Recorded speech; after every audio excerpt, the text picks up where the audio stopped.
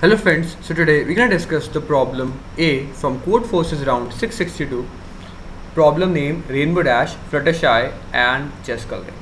So the problem set from this contest is harder compared to other Div 2 problems, but the first problem is easy to understand if you draw some of the test cases on some paper.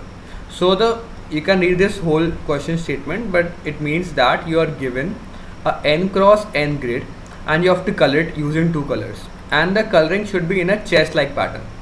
Okay, now what you can do, you can color it using 1 cross 1 blocks in this format, but the coloring format is such that, let's assume that this is the grid and in the initial state there is a boundary, okay, on the edges of this grid. Now what you can do, every player, there are two players playing this game, okay, so what they can do, they can put the blocks in such a manner that they must be touching one of the borders. I repeat, like they must touch one of the borders. So what they can do, you can place one block here, one block here, one block here, one block here. You can also, then you might ask, why cannot I place one block here also? But because it should be in a chess like pattern, as you can see. Okay, so now you can place 4 blocks. Now the other player can place like one block here, one block here, one block here, one block here, but you can say that why he is putting one block here also, because now this can also be considered as a border, like this can consider as a border, so you can put one block here. Okay, now this can be considered as a border as well, so you can put one block here. So in 2 turns you can make this. So let's move down and write something more. For 1, if there is a block of one size, only one chance will take. So 1, if there is one block, then one chance will take. For 2 cross 2 grid, the first player can fill this and this, and the second player can fill this, and thus there is 2 turns required. For 3, as you can see, for 3, 2 turns are required.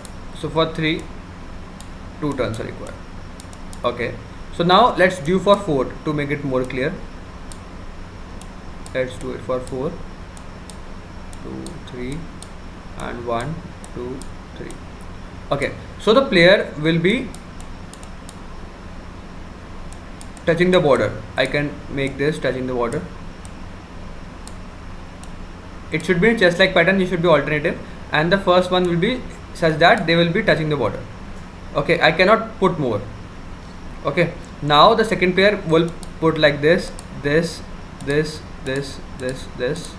and now he can also place here also, because this is the border now also, and put here, but he cannot put here.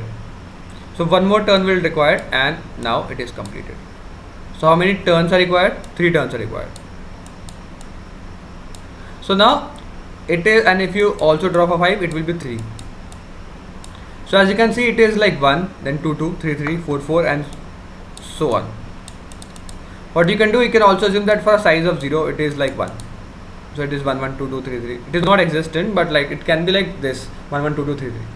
So if you just divide by 2, if like it is n, or like it is just n divided by 2, it is just n divided by 2, because let's assume that if it is the size of 3, then 3 divided by 2 is 1, but it is not actually 1, it is 2, so you can add 1 to it.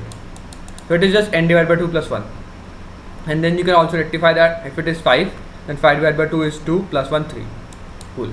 Like 4, then 4 divided by 2 is 2, like 4 divided by 2 is like 2 plus 1, 3. It's fine. So as you can see, it is working for every even and odd also. So that's the pretty logic.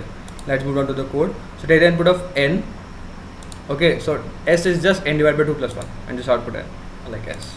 That's a simple code. I hope you understand the logic as well as the code. If you still have any doubts, please mention down. Thank you for watching this video. I'll see you in the next one. Keep coding. Bye.